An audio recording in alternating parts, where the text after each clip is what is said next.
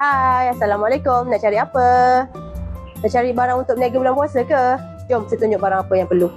Okey, yang ni ayam golek Ni ayam golek, mesti ayam golek. Boleh muat 30 ekor sekali golek. Okey, yang ni dia ada aksesori dia ada besi semua. Tapi permintaan terlampau tinggi sekarang. So, saya punya orang pun dia akan hantar mesennya dulu. Aksesori nanti dia akan hantar balik. Okey, tengok ayam golek Yang ni pakai arangnya. Yang ni ada dua version lah. Satu pakai bateri, satu pakai elektrik. Tapi kalau pakai bateri, okey lah. Kalau berniaga dekat tepi jalan apa semua, better pakai yang bateri lah. Okey, lepas tu saya ada yang untuk chicken wing Chicken wing pun saya ada. Ni chicken wing. Ni pun pakai arang. Ni dia boleh pusing. Dia boleh pusing lah. Sekali boleh bakar 4 sekali naik. Okey, lepas tu untuk kambing golek pun saya ada. Jangan risau. Kambing golek. Ni mesti kambing golek. So kambing golek ni dia yang pakai motor lah. Pakai motor. Okey, sini boleh golek. Kambing ni boleh golek. Okey. Lagi kalau untuk ayam bakar pun boleh pakai ni. Ni Apollo pun boleh bakar. Ni satu Apollo ni boleh muat dalam 10 ekor. Tengok atas ayam lah. Kalau ayam tu besar dalam 10 ekor lah. Kalau ayam kecil dalam 15 ekor macam tu boleh masuk. Ni pun okey, sesuai untuk bulan puasa. Untuk bakar ayam, niaga ayam semua boleh. Okey. Lagi satu kalau nak kelainan untuk share out, saya pun ada. Okey, nampak tak ni? Ni Apollo. Macam bom lah, orang cakap bom. Tapi ini boleh buka. So, boleh buka. Okey, ni boleh buka. Tuan pun boleh tak? Ya. Okey, dia boleh buka dalam ni, sini. So, boleh letak share out dalam ni lah. Maksudnya, barang-barang untuk share out, lepas tu boleh bakar. Pun okey. Okey. Kalau bos tak nak pakai arang, saya ada pakai gas. Pakai gas yang ni, griller. Yang ni boleh bakar, boleh buat bakar ayam, bakar daging, nak bakar kambing pun boleh, nak buat martabak pun boleh. Saya pakai gas yang ni. Pergi senang lah, pakai gas aja. Dia pakai gas. So, bos tak payah risau pasal arang apa semualah. Bos pasang je tong gas, terus boleh pakai. Lagi jimat. Okey.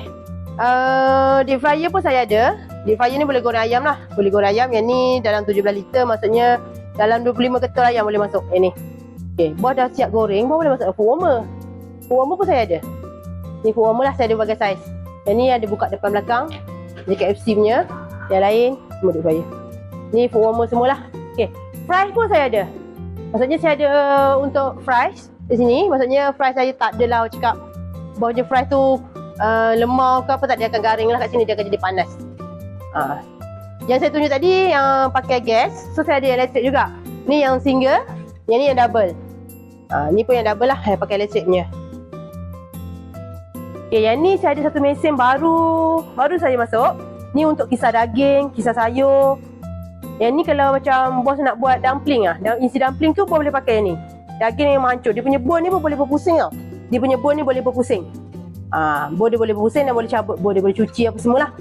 Ni lagi sesuai lah untuk yang mana buat macam inti kari pak pun boleh. Memang sesuai sangat-sangat. Memang bagus lah yang ni, mesin ni. Untuk menghancurkan sayur-sayur pun memang boleh. Okay. Nak masuk bulan puasa, soya memang tidak dapat dipisahkan lagi lah.